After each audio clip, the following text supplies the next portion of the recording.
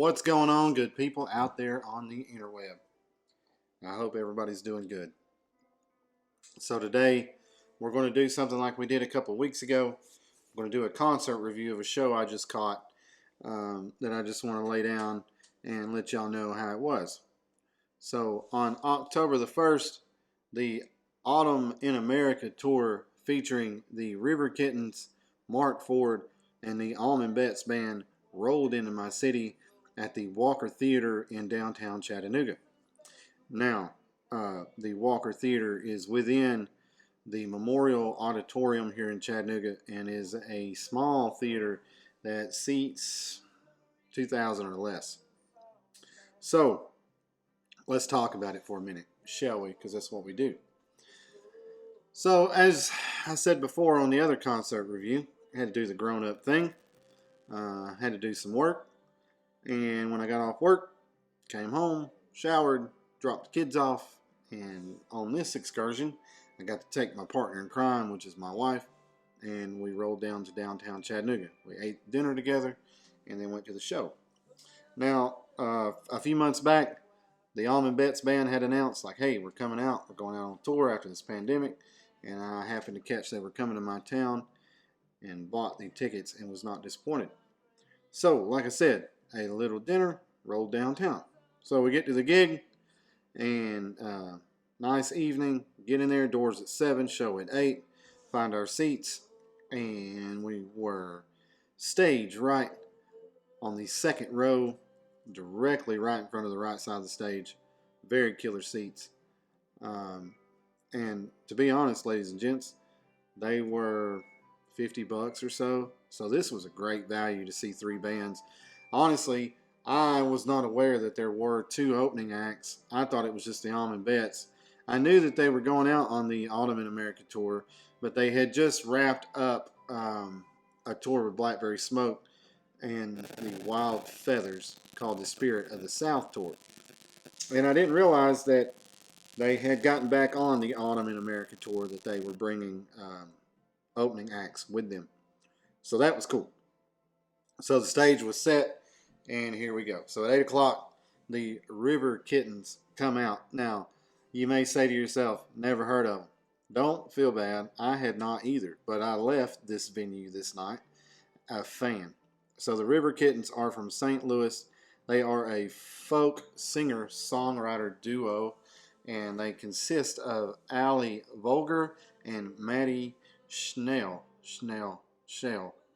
S-C-H-E-L-L. Ladies, if I mispronounce your name, I humbly apologize. Anyways, they were, like I said, a duo, a singer-songwriter duo, and their voices blended perfectly. Their set was about 20 to 25 minutes. It consisted of songs off their new EP called Soaking Wet. I have been jamming this since this show. I may do a review video on it, but please, if you see this, do yourself a favor and crank these ladies up. You won't be disappointed. They did do a smoking version of Atlantic City. It's a Springsteen song. I know it. My favorite version is the band with Levon Helm singing it. You cannot go wrong with anything Levon Helm sang. But these ladies did a smoking version of it and closed out their set. Great set of music. Like I said, 25 minutes or so. And for gear, since we always talk gear, it was a mandolin and a guitar, and they switched off. One played guitar, one played, it looked like a smaller tenor guitar, and then, yeah, just regular guitar. So, yeah, very minimal, but got the point across and sounded great doing it. So that was the River Kittens. Exited the stage, and one thing I do respect is they said, hey, we're going to be at the merch table. Come say hi. I'll talk about the merch table here a little bit later in the video. So the next act up was Marc. So if you don't know Marc, Marc was originally from Los Angeles, California, and he is best known for his time in the Atlanta-based rock legends, the Black Crowes. Now, he joined the Black Crowes on their sophomore album, The Southern Harmony and Musical Companion, and some other albums past that. He was also in the Magpie Salute that did kind of a thing when Rich and Chris were having one of their mini disagreements. So, there's that. So he played about 30-45 minutes. He had a three-piece band. Barry Dwayne Oakley from the Allman Betts Band, who I'll speak of here in just a minute, played bass. He had a drummer. And then toward the end of the set, the keys player, John Gitney from Allman Betts, and the percussionist from the Allman Betts Band, R. Scott Bryan, came out and augmented the main core three-piece. And then Johnny Statula, who plays guitar for Allman Betts, also came out and did some jam. And it was good. Like, it was good jam. Here's a little clip of that.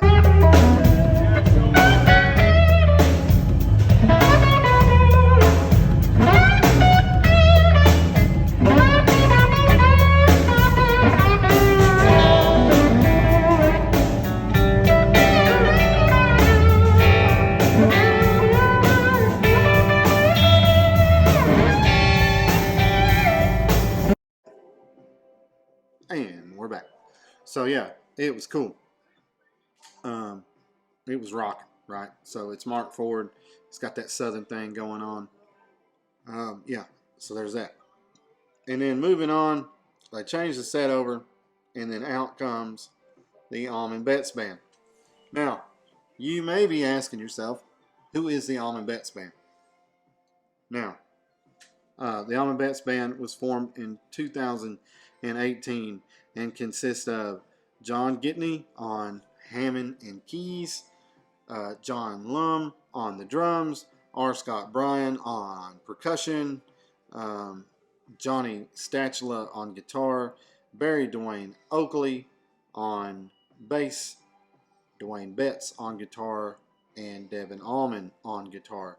Now, the three guys that I just mentioned, Barry Dwayne Oakley, Dwayne Betts, and Devin Allman, they are descendants of the original Allman Brothers members. So Barry Dwayne Oakley, his dad, Barry Oakley, was the original guitar or bass player. Dwayne Betts, his dad, Dickie Betts, was the original guitar player. And then Devin Allman is the son of the late Greg Allman. So yeah, there you go. Now, these guys are not an Allman Brothers cover band. And I'll get into that a little bit here in a minute too. But they have their own bodies of music. These guys have 2 albums under their belt as a band. They have Down to the River from 2019, and they have Bless Your Heart from 2020. Now, Devin was in a band called the Honey Tribe. I was fortunate enough when I was playing in a band to open for Devin. Kind of an interesting story. I'll give you the condensed version, but the night that I played with him, his trailer had broken down, and he needed to use my band's gear. So that was cool. The one thing that I respected about Devin when we first met and was talking about using the gear and stuff was he stated, you know, hey, I never missed a show and I don't intend to start. So he said whatever he needed to do to go get some gear to do that show. And I respected that because they were, if I remember correct, 45 minutes to an hour late. My band ended up doing like a 2-hour opening set. And then Devin played his full set, which I respected, right? So that was cool. Dwayne Betts has an EP that you can check out, Sketches in American Music. That's fantastic. I listen to it quite often. I love his guitar playing, his feel, his overall tone. And then Johnny Statula the same way. He's got a couple of EPs. This guy can throw down also. So yeah, and then Barry Dwayne Oakley, he was in a band called Bloodline with Joe Bonamassa and a couple other things, but that guy can sing his high parts off too. So that's cool. So they are more than an Allman Brothers tribute cover band, folks. I just want to get that out there because the crowd, which I'll talk about in a moment, kind of disappointed me, but I'll get to that. So here we go. Allman Betts gets on stage, and now I'm going to talk about their set. And before I talk about their set, let's talk gear because that's what we do. I almost forgot. That's an important thing. So Johnny Statula used what looked to be a 60 to 63 Fender Concert. Now the Fender Concert is a 410 model, 410-inch speakers, amp like a super reverb. The circuit is exactly the same except for it does not have reverb in it. So he used that, a cable, and a Gibson SG. Smoking. Nothing else. He had a clip-on tuner. I don't know if he had a floor tuner. I couldn't see it. But his tone was pure and was smoking. I mean, this dude, to see him live was awesome. And we'll talk a little bit more about it here in just a second. And then next to him on stage was Dwayne Betts. Dwayne was rocking a super reverb. I have seen an interview with him where he said that it was a gift from Derek Trucks. Now, if that was the same super, I don't know. But it was set up like Trucks does his, where one of the tubes is pulled for the first channel and it overdrives the amp a little bit. And his tone was killer. For guitars, before the set, they brought out his gold top. He's got a gold top that I think is the prototype for the Dickie Betts signature model. He had a Strat, which I think was the one that Dickie used in the 90s. And then he had a cherry red ES335. And ladies and gentlemen, let me tell you, that guitar was beautiful, and the tone coming out of that thing was ridiculous. Now, it looked to be a 60, 61, 62. It's hard to date them just looking at it, and I don't know if that was the original guitar that maybe his pops had, but man, the tone he was getting out of that ES335, he played it for most of the night, was killer. And then pedal-wise, they had their gear set up behind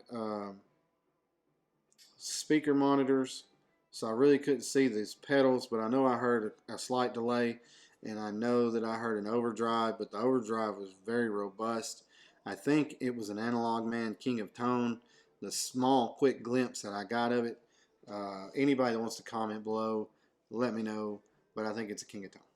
Anyways, Devin Allman was using what looked like a super reverb, and then he had a small 112 amp that looked to be a Lewis electric amp. So comment below if you know what's up.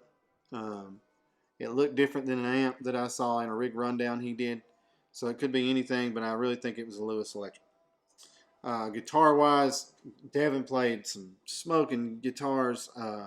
He played a Les Paul Jr. that, like I said, it's hard to date some of those things, but it's like a 50 style looking Les Paul Jr. He played a Strat. He played what I think was a Gibson Dove White, Alpine Snow White, Gibson Dove or Hummingbird. They're kind of similar. He played a smoking Gibson Firebird, and he played a Rickenbacker bass on a Jam. So that was cool. So for the set, the songs that they played, now I was in the music, and this is kind of where I want to talk like the crowd. The crowd did disappoint me a little bit, and I'm going to give you my reasons why. Not that anybody cares, but I just want to throw that out there, right? So people, put your cell phones down when you go to a concert. I know that everybody wants to film their acts, the guys playing, whoever, whatever. I get it, but I filmed like less than 3 minutes worth of footage, and the lady next to me was Facebooking all night. She missed a great show. Other people around me were just nose deep in their phones. While we were at dinner, there was a couple to our right, and they were just enamored with whatever was going on.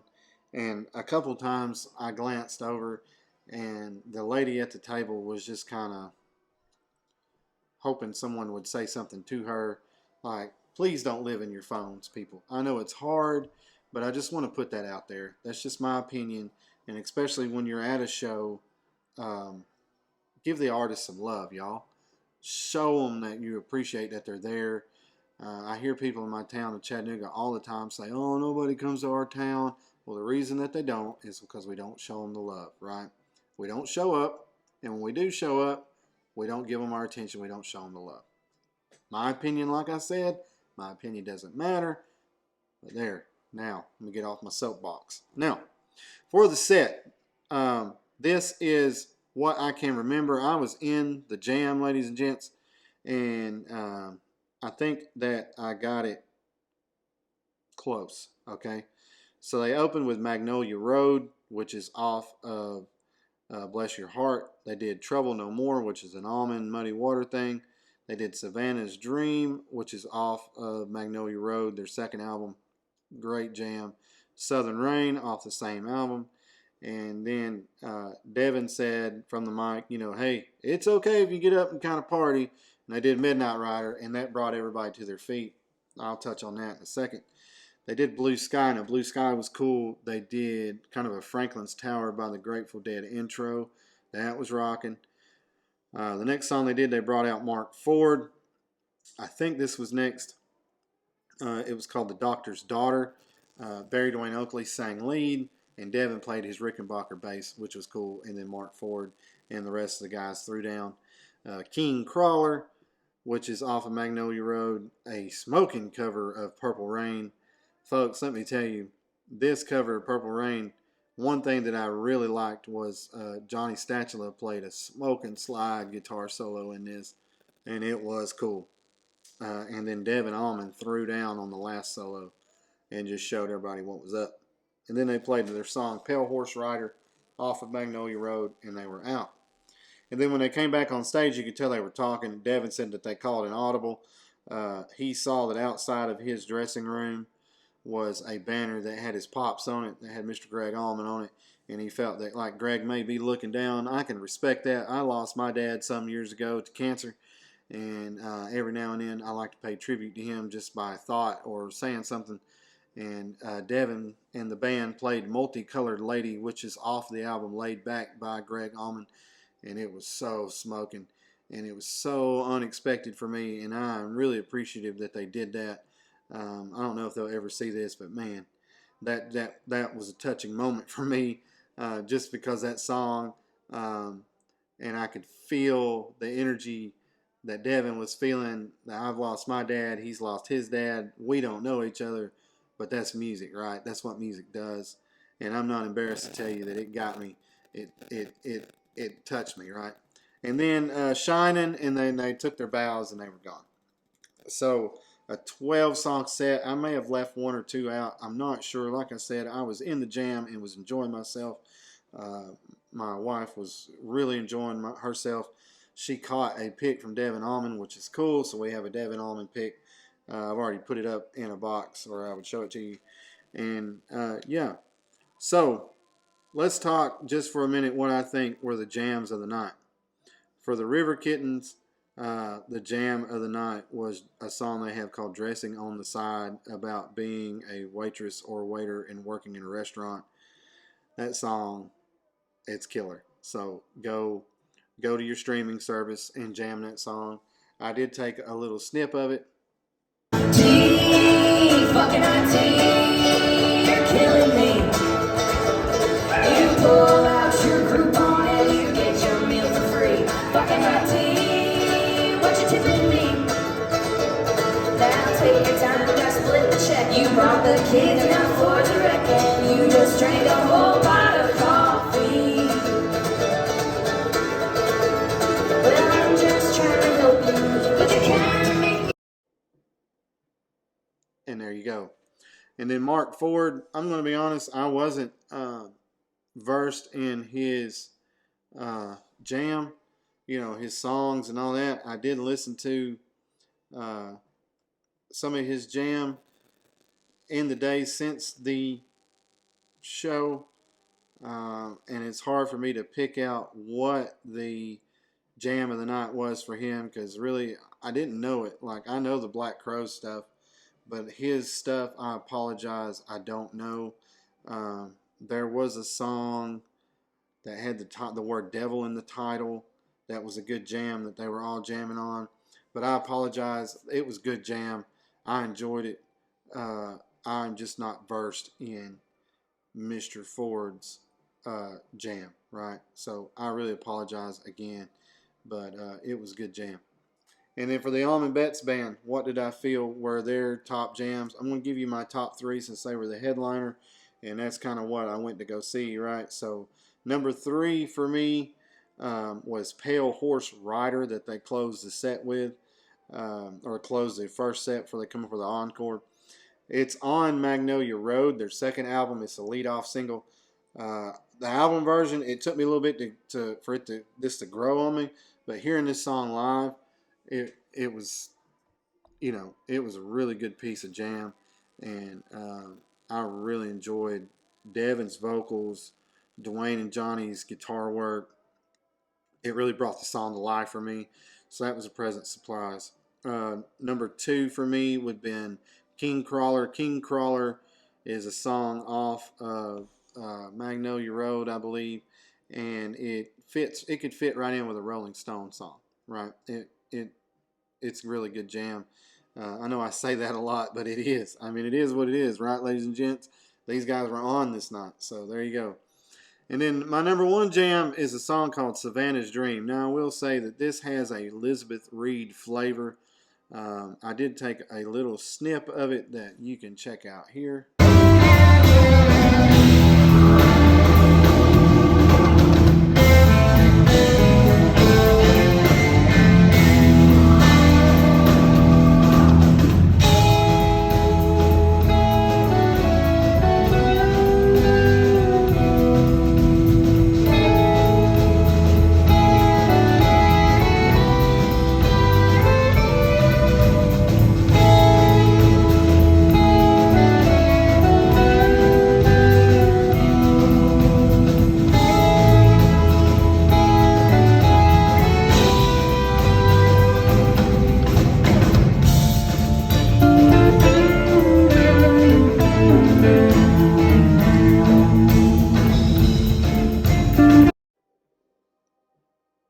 And welcome back. And it was, that was a jam, ladies and gents. The whole band got in on it. I think that jam ran 12, 15 minutes. And they really flexed their muscle as a band on this jam. And I was really appreciative of it. So that was my number 1 jam. It was early in the set, but man, it was worth it to hear them get down. Now, what did I feel about the whole show? The Autumn in America tour, if you could catch it or could have caught it, you would not have been disappointed. All 3 acts, killer. They were all on this night. The River Kittens, those ladies, their voices, they blended great. Like I said, Marc Ford was jamming, and of course the Allman Betts was doing their thing. Now, I just want to say, the thing that disappointed me again about the crowd was these guys, though they carry the name, are not a Allman Brothers tribute cover band. Okay, they have 2 albums worth of music, ladies and gents, that you need to go jam and you need to listen to.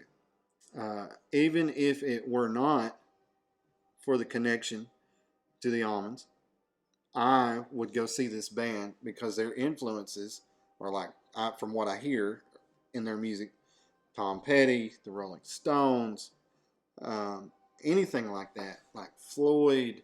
The Doctor's Daughter sounds like something that could have come off Dark Side of the Moon or something like that. And I just dig them, And I really, and I might be the minority here, I would have preferred them to cut back on the Allman Brothers jams and give me a couple of more of their songs, because there was a couple of their jams that I wanted to hear. I know I yelled, they have a song called Airboats and Cocaine that I yelled that at Devin and Dwayne, but there's some jams that I just would like to have heard, just to hear them, just to hear their jam. So yeah, it's cool to hear them play Almonds, and that's tipping the hat to their, their dads. But they got some jam, folks. So I'm telling you, go jam their albums, Magnolia Road and Down to the River, and crank them up as you're driving around, as you're cleaning the house, as you're working in the garage. These are great, great albums. Maybe I'll do a review on the albums. So there's that. And then again, like I said, put your cell phones down, people. Right? Pay the artists some respect. I'm not just saying it for these guys. I'm just saying for any band that you go see. They have honed their skills. They have given us their art, and they deserve our respect to not live in our cell phone. Now, if you're taking some footage of them playing a solo or whatever, that's cool. I get that. But to just sit there, like I said, the lady next to me was just Facebooking all night. And come on, man. it's good jam, right? They're good jam. And then the merch was cool. Went by the merch table. The River Kittens, one of them was out there working the table, which is cool. They're paying their dues. They're traveling across the country. I respect that. The t-shirts was like $20 for a t-shirt, $10 for a poster, album. I thought that was cool. Um, the major act, one of the big acts that I had seen a couple weeks ago, a t-shirt was like 50 bones, a long sleeve shirt was 60, and that just seemed a little outrageous to me. Maybe I'm just cheap, I don't know, but I had respect for these guys, for all of these acts, for, hey, people work hard for their monies. Um, you know, they've already thrown down for the ticket.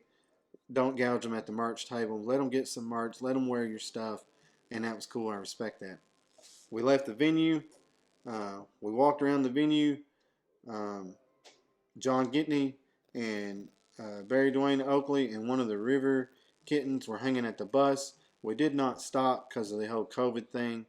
I felt kind of out of respect that I would just keep moving, tip my hat, and we were on our way, pick the kids up, and the night was over for us. So overall, how did I feel? I really enjoyed this show. I can't say it enough. The value for the ticket, the artistry, the music, it was good after being shut in the house for, a year last year to get out and see some live music. And I'm thankful that these people, these ladies and gents, um, loaded up the van, the bus, the trailer, and did what they did. So, if you get a chance to go see any three of these acts, I highly suggest it. Get on your streaming services, hit those River Kittens up, hit Marc Ford up, and jam that Allman Betts Band. And if you get a chance to see them, like I said, do it. And as always, comment below. Let's get a conversation going. Hit that subscribe button. Throw some likes. And remember that music is love, and love is music. See you next time.